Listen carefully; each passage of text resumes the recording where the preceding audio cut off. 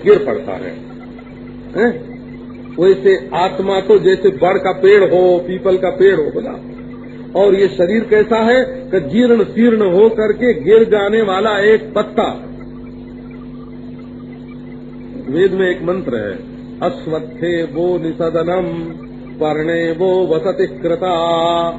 यजुर्वेद का मंत्र है बोला, शुक्ल यजुर्वेद का मंत्र है, अश्वत्थे वो निषदनम। आप कहाँ रह रहे हैं, आपका महल कहाँ है मालूम है? बोले अश्वत्थ, पीपल पर।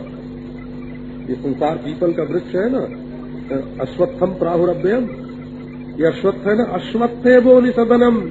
अरे बाबा, ये आपकी बस्ती पेड़ पर रह रही है, आपका घोंसला पेड़ पर है। कहाँ का परणे वो बसते कृता, एक पत्ते पर और जरा सा घोंसला शरीर का बना करके आप रह रहे हैं। अब ये सूख रहा है, अब इसकी गांठी पेड़ से छूटने वाली है, जरा सी हवा बहेगी और ये टूट कर गिर पड़ेगा, जीर्ण शीर्ण हो जाएगा। इसी का नाम शरीर है। शीर्यते यत्, जो जीर्ण शीर्ण हो जाए उसका नाम शरीर। तो मैं शरीर नहीं हूँ, इसका नाम जब आप देखेंगे कि मैं नित्य शुद्ध बुद्ध मुक्त आत्मा हूँ और मैं शरीर नहीं हूँ, तो कहेंगे, विद्वान लोग कहेंगे कि भाई सचमुच इसको ज्ञान हो गया, ये ज्ञान स्वरूप है। बेवकूफ लोग किसी को ज्ञानी माने तो उसका नाम ज्ञानी नहीं। ज्ञान मित्युच्यते बुधई। 1,00,000 बेवकूफ किसी के पीछे चलें और कहें कि ये ज्ञानी और ये ज्ञानी, ये ज्ञानी, तो वो बेवकूफों का सरदार हुआ, है ना?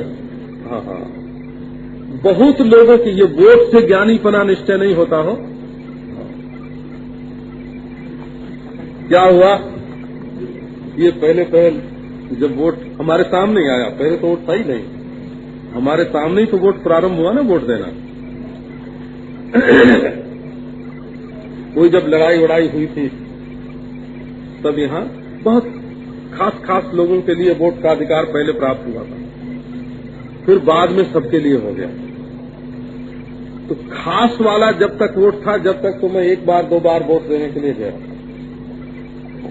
अब महाराज जब आम वोट हुआ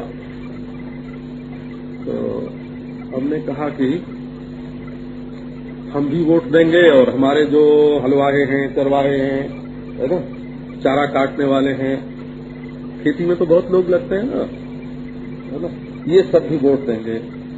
तो मैंने पूछा कि हमारे वोट में और इनके वोट में कोई फर्क पड़ेगा कि नहीं? बोले नहीं पड़ेगा। है?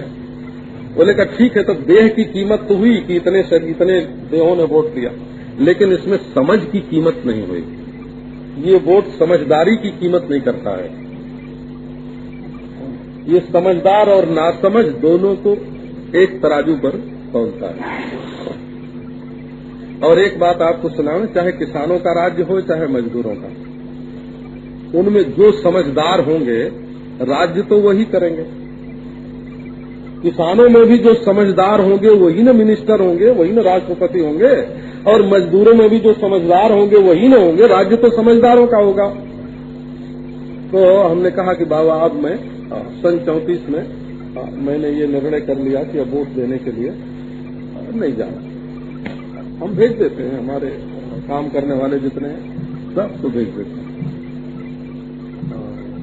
हमारे आश्रम में भी 30, 35, 40 वोटर हैं, तो उनको भेज देते हैं वोट देने, और सबसे कह देते हैं कि तुम्हारी जिसको मौज हो उसको देना। हमारी कोई पार्टी नहीं है, हम बिल्कुल अपार्टी।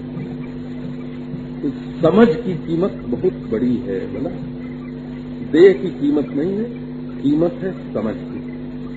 तो समझदार लोग जिसको ज्ञानी कहें वो तो ज्ञानी है। और व्याकरण का पंडित हो तो कहे कि ये तो व्याकरणी तो नहीं है, वैदिक मालूम पड़ते हैं, और वेद का पंडित हो तो कहे कि वैदिक तो नहीं है, व्याकरणी मालूम पड़ते हैं। तो दोनों में वो क्या होगा?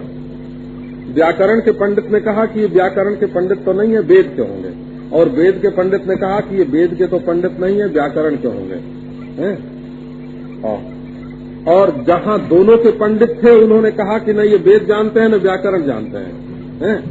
और जहां दोनों के नहीं थे वहां उन्होंने कहा अरे पंडित जी तो वेद व्याकरण सब जानते हैं, तो पंडित जी क्या हुए?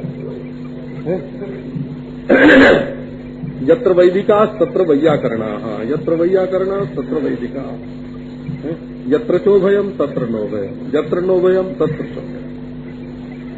नारायण क्या बने? ऐसे नहीं होता है।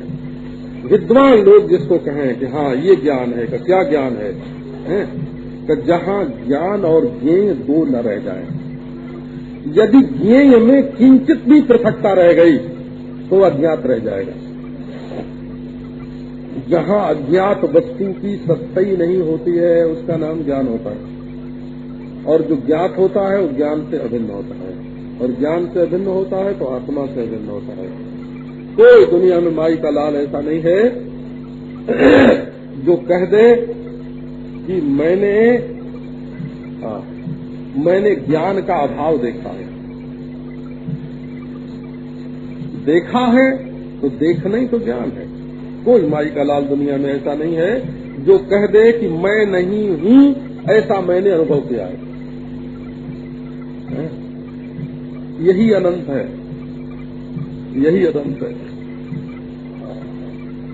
इसमें देश काल वस्तु का कोई संबंध नहीं है। ये ज्ञान स्वरूप चेतन आत्मा है। अब कहो कि इसको ढूंढने के लिए कहीं जाना है,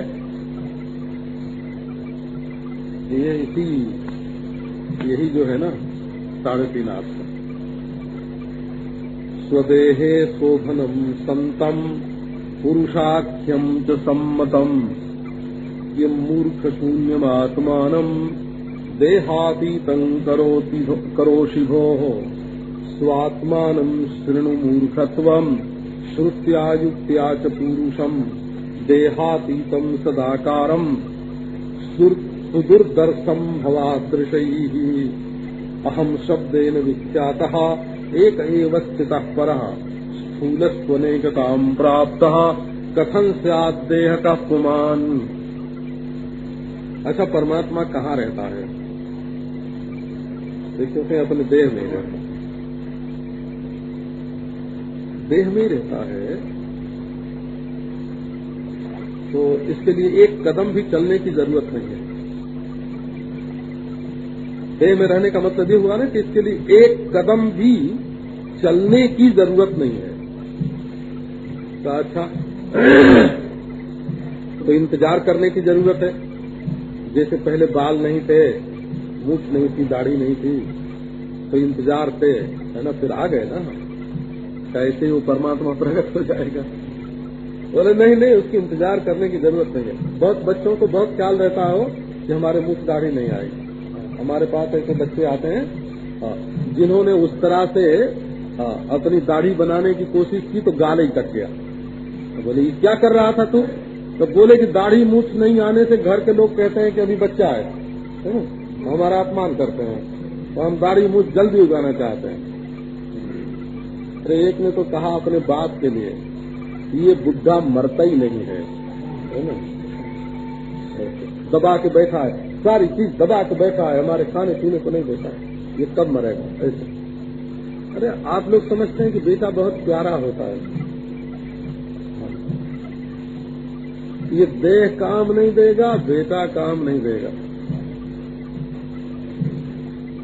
ये जो तुम अपनी सारी पूंजी रख रहे हो और समझते हो कि हम नहीं मरेंगे, अनंत काल तक इसका उपभोग करते रहेंगे, या आज नहीं कल दे देंगे, किसी काम आने वाला नहीं।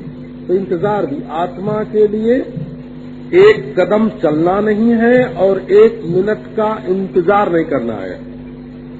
और दूसरी बात यह है कि वो तुम्हारे मैं के सिवाय दूसरी कोई चीज नहीं है। 3 बात ध्यान करो, न देह से, न मन से, न बुद्धि से। 1 कदम तो चलना नहीं है और 1 सेकेंड की इंतजार नहीं करनी है, हैं? और नारायण तुम्हारे मैं के सिवाय दूसरी कोई चीज नहीं है। तो ऐसे परमात्मा माने परमार्थ, परम सत्य, है ना। परम सत्य, सच्ची से सच्ची जो चीज है, तत्व है। देह का ध्वंस नहीं होता हो, देह का बाध होता है। देह जला के ईश्वर नहीं मिलता है।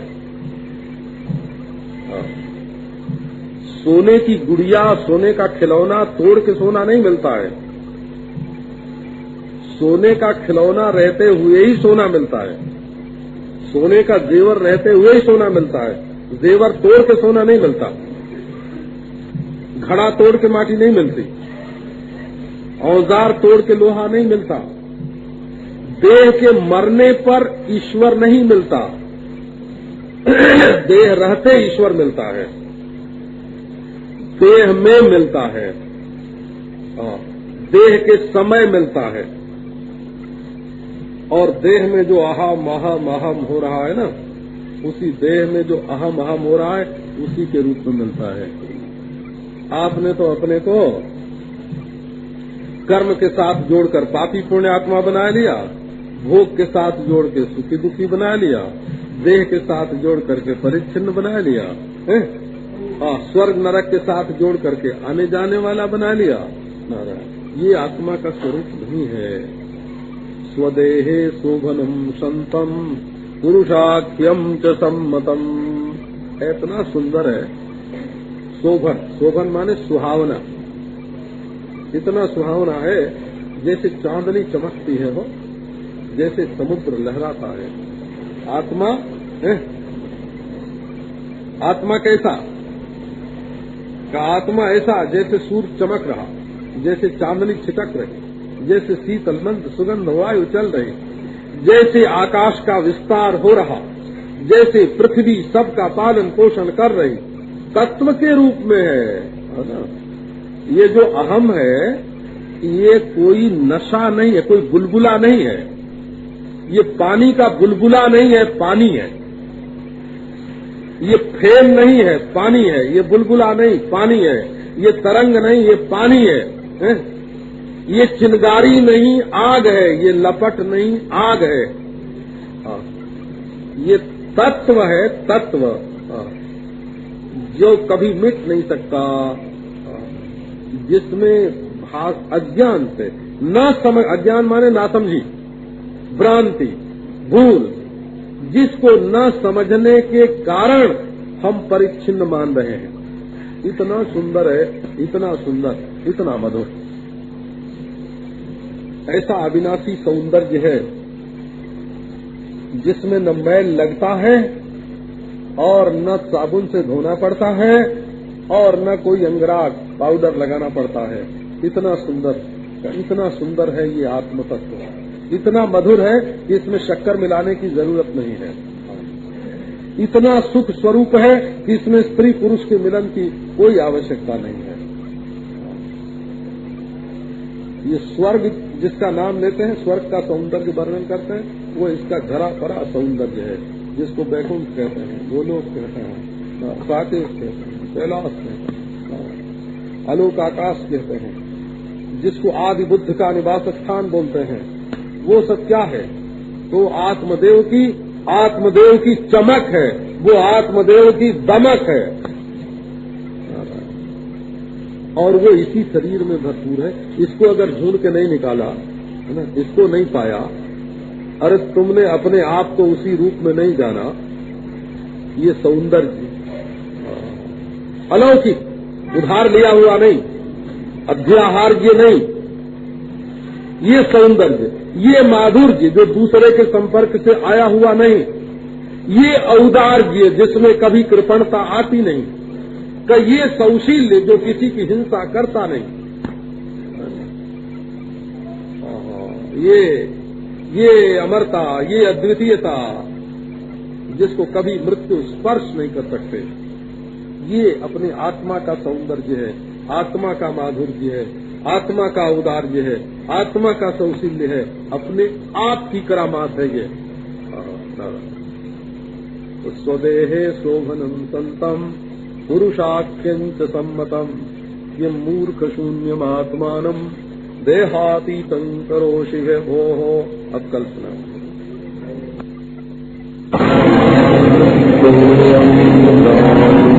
गतम् पश्यन्नात्मनि मायया भूतम् गतानिद्रया यस्साक्षात् कुरुते समये स्वात्मानमेवाद्वयम् तस्मै श्रीगुरुमूर्तये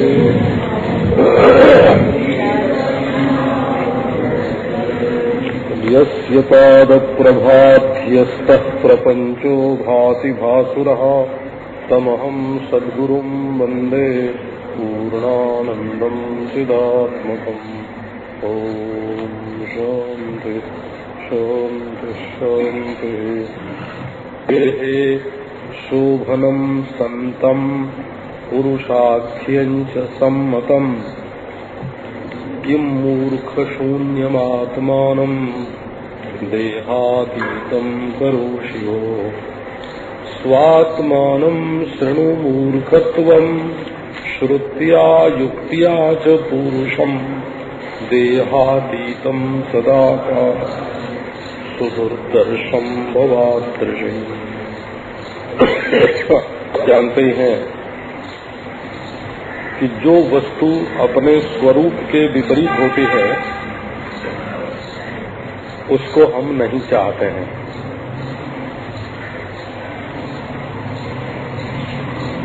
खूब बढ़िया कपड़ा पहने हुए कोई हो और उसको गंदी जगह में बैठना पड़े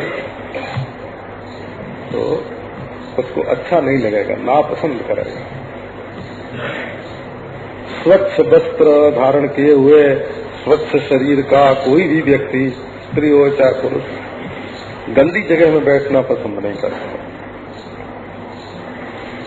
तो चूंकि स्वच्छता उसका स्वरूप है तो गंदगी से परहेज करना स्वाभाविक हो गया।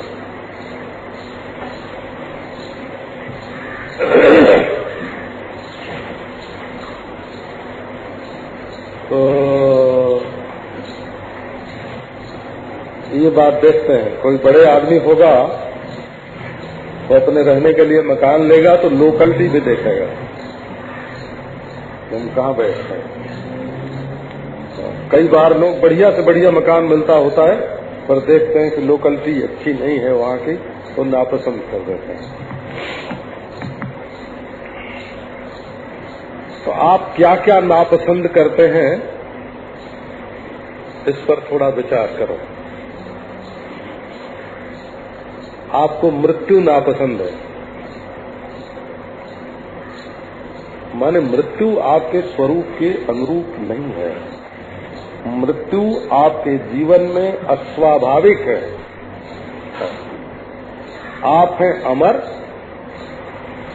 और मौत है बाहर से गंदगी की तरह कहीं से आई हुई। भला अमर आत्मा को मौत पसंद क्यों होगी? आपको नासमझी पसंद नहीं है, परहेज है नासमझी से। संस्कृत में एक शब्द होता है परिजिहीर्षा। ये परिजीही है ना, परहेज।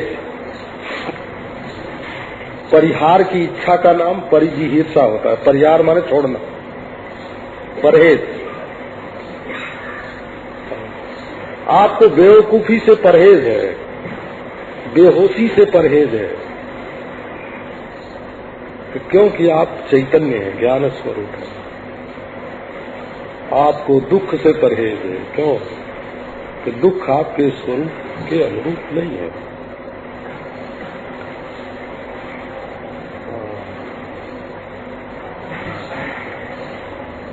आपको बहुत संकीर्ण जगह में रहना पड़े, निकलने का रास्ता न मिले, घूमने की जगह न मिले, हवा आने की जगह न मिले, तो छोटी जगह में रहना आपको नापसंद है। क्यों? आप स्वरूप से बड़े हैं। हाँ, तो एक एक बात को आप मिला के देखिए।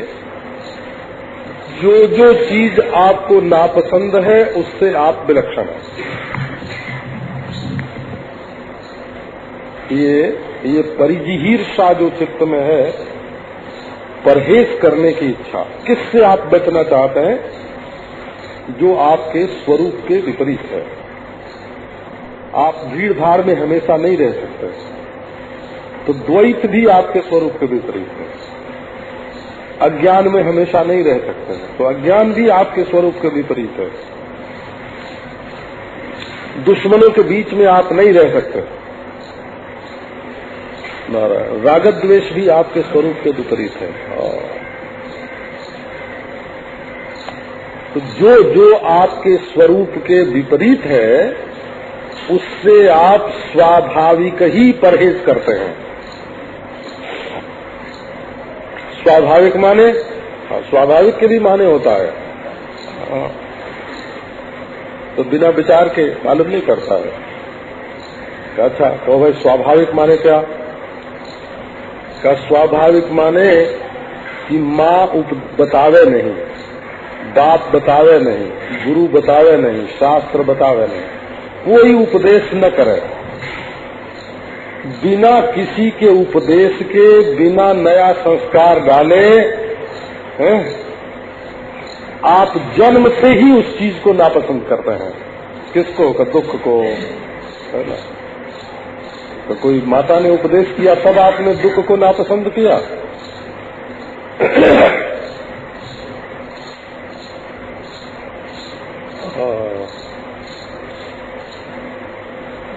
पिता के उपदेश से आपने भय को नापसंद किया? शास्त्र के उपदेश से आप दुख से, मृत्यु से बचने की कोशिश करने लगे? बिना किसी के उपदेश के, बिना किसी की शिक्षा के, बिना किसी के सिखाए आप अपने जीवन की तह में प्रवेश करो, अपने जीवन के अंतरंग में प्रवेश करो। देखो, बिना किसी के सिखाए, बिना शास्त्रोपदेश के ही आप मृत्यु से, जड़ता से, दुख से, भय से, द्वेष से, संकीर्णता से, अनेकता से आप बचने की कोशिश करते हो।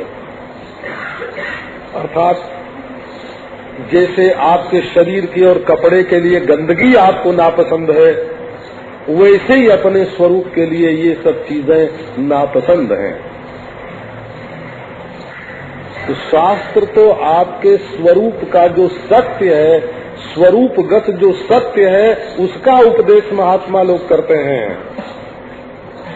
स्वदेहे शोभनम संतम पुरुषाख्यंच सम्मतम। इस शरीर में मुझको क्या तू ढूंढे बंदे, मैं तो तेरे पास में। स्वदेह, स्वदेह माने अपने इस देह में।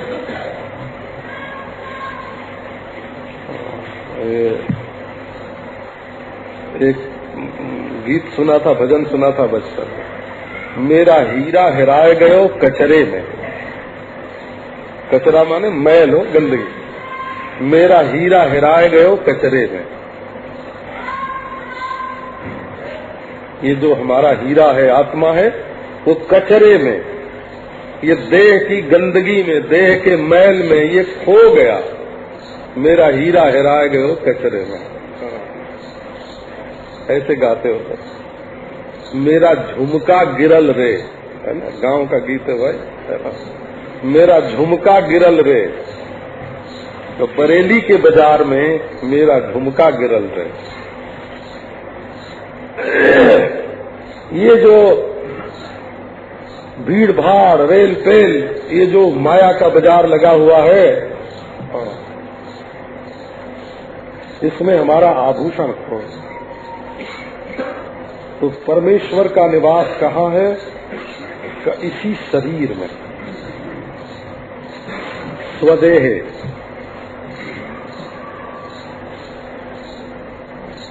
नारायण, इसको ढूंढने के लिए दूसरे देह की जरूरत नहीं है। इसको ढूंढने के लिए दूसरे लोक में जाने की जरूरत नहीं है। दूसरे समय की इंतजार करने की जरूरत नहीं है। दूसरी वस्तु की जरूरत नहीं है।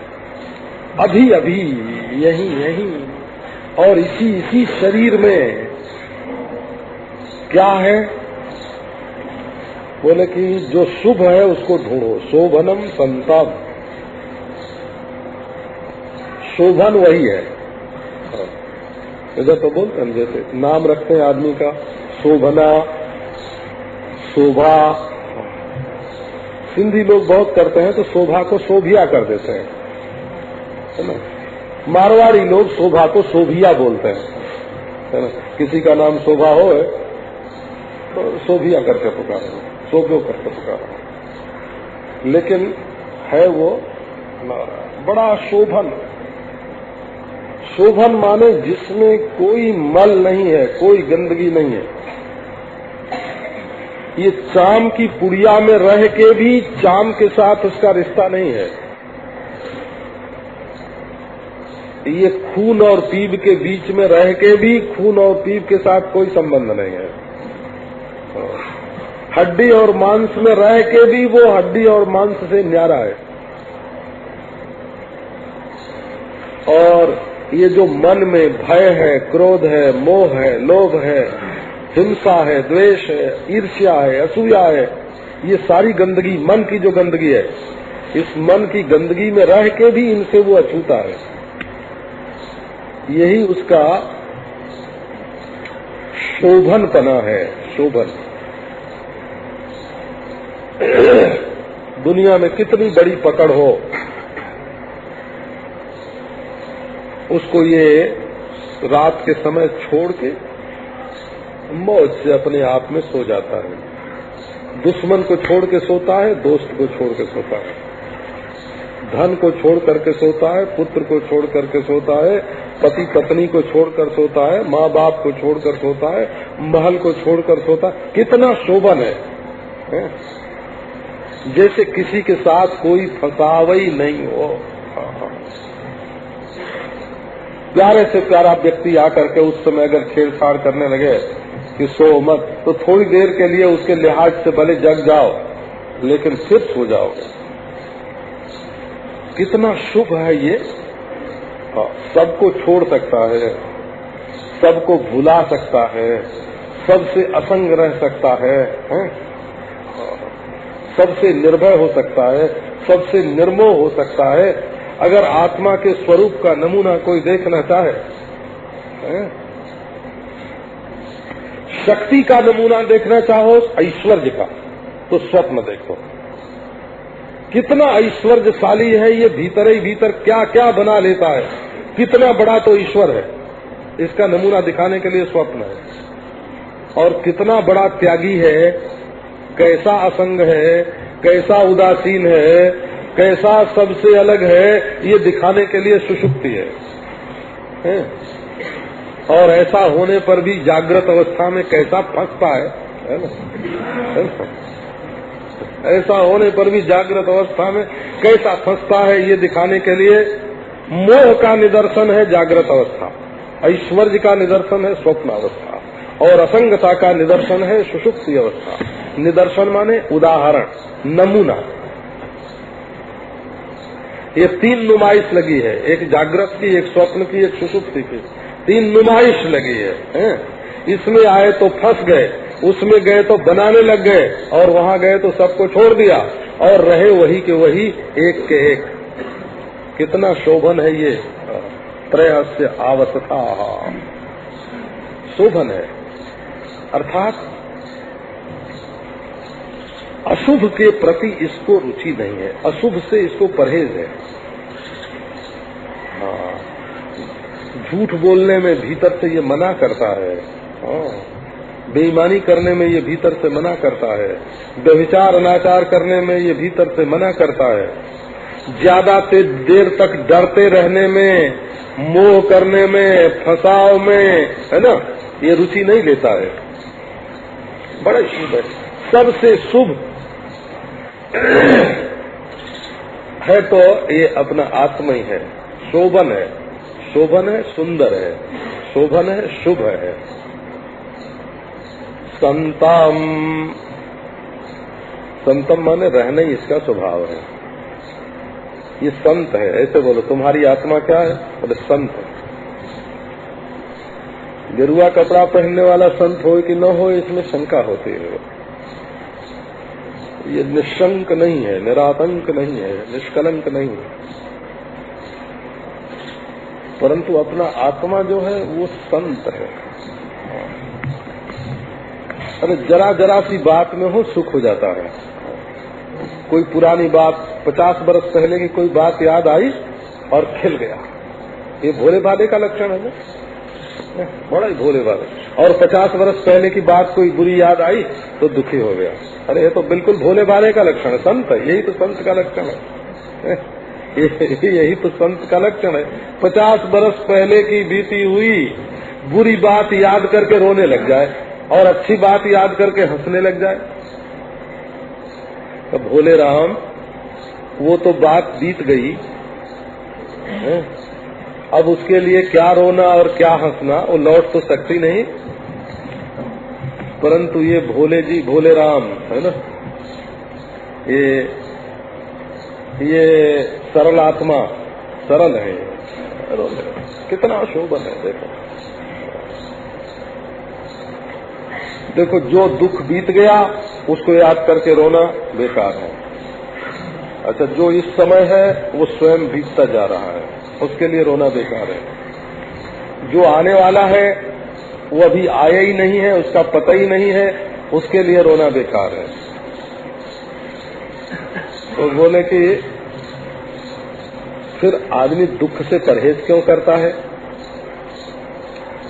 दुख से परहेज क्यों करता है कि जो बीत गया सो तो बीत गया, जो आ रहा है सो आ रहा है, लेकिन आने की संभावना तो है ना, हम पहचानते तो नहीं। तो जिस वजह से दुख आता है उस दुख से हम बच जाएं, उस वजह से हम बच जाएं। अगर वजह नहीं होगा, कारण नहीं होगा, हेतु नहीं होगा, तो हम आगे दुख नहीं आवेगा। और कोई ऐसा उपाय निकल आवे कि कभी दुख न हो, कहीं दुख न हो, किसी से दुख न हो।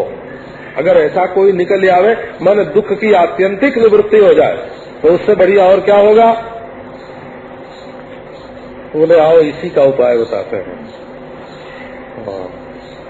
जो बीत गया उसको तो तुम याद कर करके रोते हो, हैं?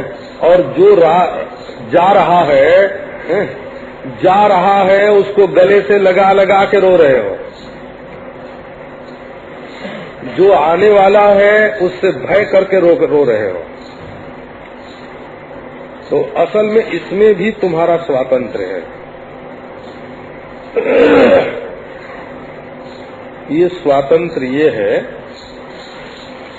कि जैसे घोंसले में आग लग जाए तो चिड़िया उड़ जाती है कि नहीं, और मकान में आग लग जाए तो आदमी निकल जाता है कि नहीं।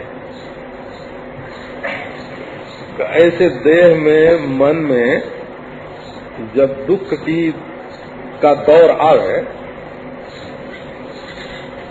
जब दुख की धारा आवे, जब दुख की आंच लगे, तो इस घोंसले में मैं को मोह करके रखना चाहिए कि इसमें से निकाल लेना चाहिए? सीधी सी बात है बना।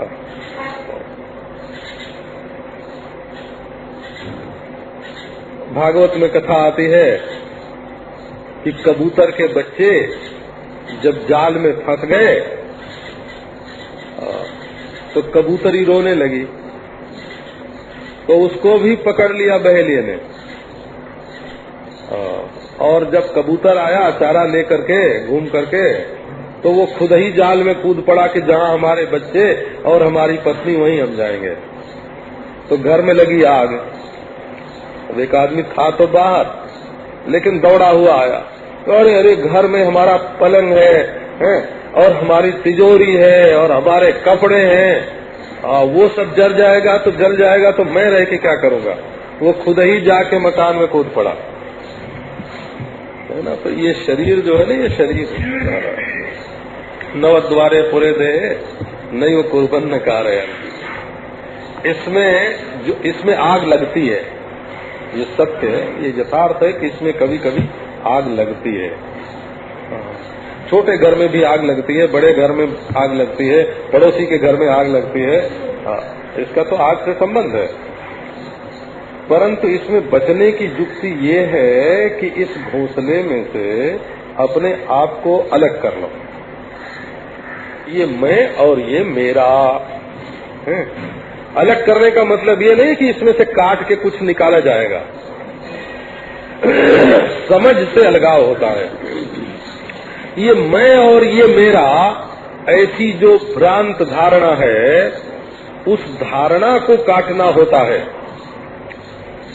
पुरुषाख्यंच सम्मतम, तुम सन्मात्र हो, तुम पुरुष हो। पुरुष उसको कहते हैं कि जो पूर्व में निवास करे। पुरुषु वसति इति पुरुषः। ये वस का उस हो जाता है व्याकरण की रीति से। तो तुम असल में पुरुष हो। तुम्हें अगर छोड़ना नहीं आता है, परहेज करना नहीं आता है, तो तुम दुनिया से के दुख से छूट नहीं सकते। रोते भी जाओगे। हमने बच्चों को देखा है, हो एक ओर से रोते जा रहे हैं, एक ओर से लड्डू खाते जा रहे हैं। तो ये पुरुष माने क्या होता है? जो छूटने वाली चीज है उसको पकड़ के बैठ जाना। और आपने सुना होगा, सूरदास ने एक भजन ले, अपन को आप नहीं बिसरो, अपना आपा तुम्हें भूल गया है। वो उसमें कहा उन्होंने कि नलिनी को सुबटा कहू कौने जकर्यो। एक लकड़ी का ऐसा चक्कर बनाते हैं कि तोता आके, पोपट आके उसके ऊपर बैठ जाता है, सुख आके बैठ जाता है, तो घूमने लगता है। तो घूमने लगता है तो वो और जोर से पकड़ लेता है। अब वो जब चक्कर में वो पकड़ के घूमने लगता है तो पकड़ने वाला, तोता पकड़ने वाला आके उसको पकड़ लेता है। तो क्यों पकड़ा गया? तो क्योंकि उसने उस चक्करदार चीज को छोड़ा नहीं, इसीलिए वो पकड़ा गया। तोता नहीं पकड़ा गया, वो चक्करदार चीज पकड़ी गई, लेकिन उसको उसने छोड़ा नहीं। कहते हैं एक बहुत बड़े सन्यासी थे, महात्मा थे, उन्होंने तोते को खूब सिखाया, है ना, बोलना सिखाया, तत्त्वमसि सिखाया, अहम ब्रह्मास्मि सिखाया, प्रज्ञानम ब्रह्म सिखाया, सब बोलता था। लेकिन वो भी चक्कर में आ गया। तो जब वो महात्मा कहते थे कि अरे छोड़ दे, तो वो भी बोलता था कि छोड़ दे, लेकिन छोड़ता नहीं था। वो भी बोलता। तो ये पुरुष माने ये शरीर तुम्हारा पुर है, गांव है, घर है, घोंसला है ना। इसमें धुआं भी उठता है, इसमें आग भी लगती है, इसमें डाका भी पड़ता है, इसमें मौत भी होती है, बीमारी भी आती है। अगर इसको मैं मेरा समझोगे तो ये तुम्हें तकलीफ देगा, तुम तकलीफ से छूट नहीं सकते। और शास्त्र में गुरुओं ने यही बात बताई है कि तुम नित्य शुद्ध बुद्ध मुक्त आत्मा हो। तो अब न कोई छोड़े तो क्या कहते हैं डांटने के लिए? ये गुरुओं की जो डांट होती है ना, वो बड़े लोगों की वो आशीर्वाद होते हैं। अब आप लोग तो भले मानुस हो, और हम खुद ही आपको कथा सुनाने आए हैं। हम कहीं जंगल में होते हैं और आप कुछ पाने के लिए हमारे पास आए होते, तो हम चाहे जितना डांट डपट सकते थे आपको, और आप कहते कि नहीं महाराज हमारे ऊपर तो कृपा करें। हम लोग पहले बचपन में जाते थे ऐसे संतों के पास, जो गाली नहीं देते थे मारते थे। बोला अब इतनी जिज्ञासा लोगों के चित्त में होना कि हमको ब्रह्म ज्ञान बतावे।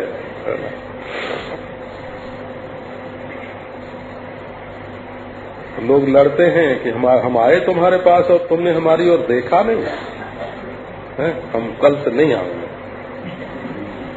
और कहते हैं हम अपने घर का काम धंधा छोड़ के आए, तुम हमसे बात नहीं की, हम जाते हैं।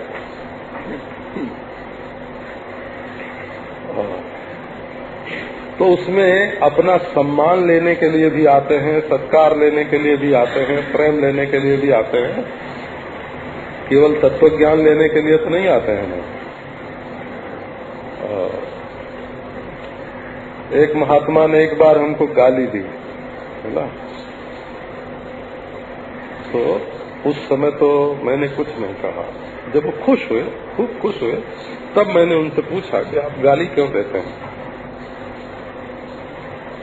तो बोले कि देखो अभी तो तुम बच्चे हो, 17-18 बरस की तुम्हारी उम्र है, अभी सारी जिंदगी तुम्हारे सामने पड़ी है। जिंदगी में कोई गाली देने वाला मिलेगा, कोई निंदा करने वाला मिलेगा, है? कभी भूखे रहना पड़ेगा, है? कभी अपमान सहना पड़ेगा। तो जब मेरी गाली तुमसे सहन नहीं होती है तो जिंदगी में आने वाली तकलीफ तुम कैसे उठाओगे, आने वाला अपमान कैसे सहोगे, आने वाली गाली कैसे सहोगे, है? तो बाबा अभ्यास, अब भूखे रहने का भी तो अभ्यास होना चाहिए ना, थोड़े कपड़े में रहने का भी अभ्यास होना चाहिए, झोपड़ी में रहने का भी अभ्यास होना चाहिए, गाली सुनने का भी अभ्यास होना चाहिए, प्रतिकूल वातावरण में रहने का भी अभ्यास होना चाहिए, है? तो ये संस्कृत भाषा का जो मूर्ख शब्द है, किम मूर्ख शून्यमात्मानो देहातीतम करो शिभो। मूर्ख शब्द का अर्थ है मूर्छित। संस्कृत में मूर्छति इति मूर्खा, जो मूर्छित हो गया उसको मूर्ख कहते हैं। मूर्छित माने बेहोश। तो ये मूर्छित कैसे हुआ? तो देह के साथ मैं होना ही मूर्छित होना है ना।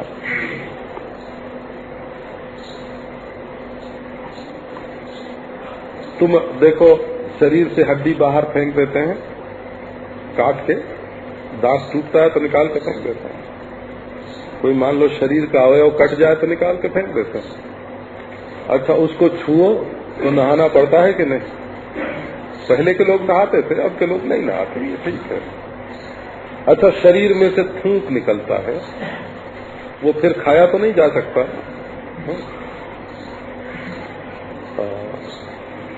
थूक निकलता है, खून निकलता है, हड्डी निकलती है, चाम निकलता है। ये सिर पर ये बड़ा सुंदर सुंदर बाल हो, है ना, जिसको सैकड़ों रुपया खर्च करके, है ना, ठीक करवाते हैं। यही जब काट दिया जाता है तो काटे हुए बाल से प्यार क्यों नहीं करते? उसको पवित्र क्यों, उसको वैसे आजकल तो दूसरे के कटे हुए बाल भी लोग अपने शरीर में लगाते हैं, हमको मालूम है। तो वो सब ठीक है, लेकिन देह से जो चीज अलग हो जाती है,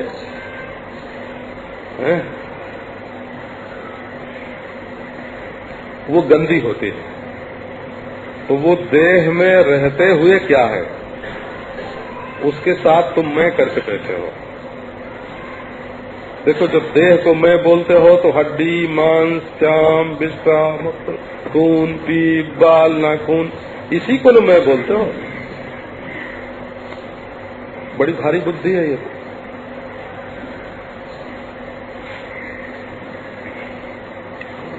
तो ये कहते हैं कि देखो, तुम मूर्छित से हो गए हो। जैसे मूर्छित आदमी को गंदगी का ख्याल नहीं रहता है ना, कि शरीर में कहाँ गंदा हो गया, क्या गंदगी हो गई है, कौन आया कौन नहीं गया पहचानता नहीं है। अरे अपने आप को ही नहीं पहचानता है मूर्छित आदमी कि मैं कौन हूँ। तो ये मूर्छा का जो लक्षण है वो जिसमें घटित हो गए उसको मूर्ख कहते हैं। जो अपने को न पहचाने, दूसरे को न पहचाने, गंदगी को न पहचाने, गंदगी को न पहचाने, उसी का नाम तो मूर्ख होता है ना। हम समुद्र में रहने वाले जो जानवर हैं, हाँ, हम उनको मूर्ख कह रहे हैं। आप लोग बिल्कुल बेफिक्र निश्चिंत रहना। तो आत्मानम शून्यम करोति,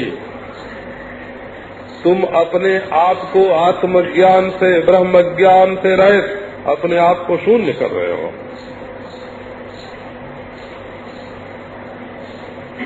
अच्छा नारायण, एक बात देखो कि आपके देह के भीतर आकाश है कि नहीं? तो देह में आपके जो माटी से बनी चीज है उसको तो आप मैं बोलते हो। तो पानी से बनी जो चीज है, खून वगैरह, उसको आप मैं बोलते हो। गर्मी से बनी जो चीज है, हवा से बनी जो चीज है, सांस है, उसको तो आप मैं बोलते हो।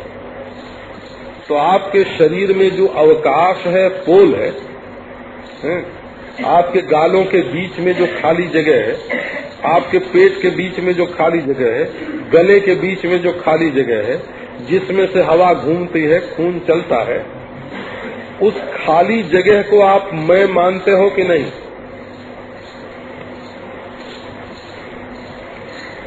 बोले इतना सोचने का हमको कभी मौका ही नहीं है। यदि आप उस खाली जगह को, आकाश को, अवकाश को, दिक् को यदि आप मैं मानते हो, तो संपूर्ण विश्व सृष्टि में वो आकाश एक ही है। आप मिट्टी के एक दले को मैं मानते हो, पानी के एक बूंद को मैं मानते हो, आग की एक चिंगारी को मैं मानते हो, हवा के एक झोंके को मैं मानते हो, तो ये जो विशाल अनंत आकाश रित को जो मैं मानता है, वो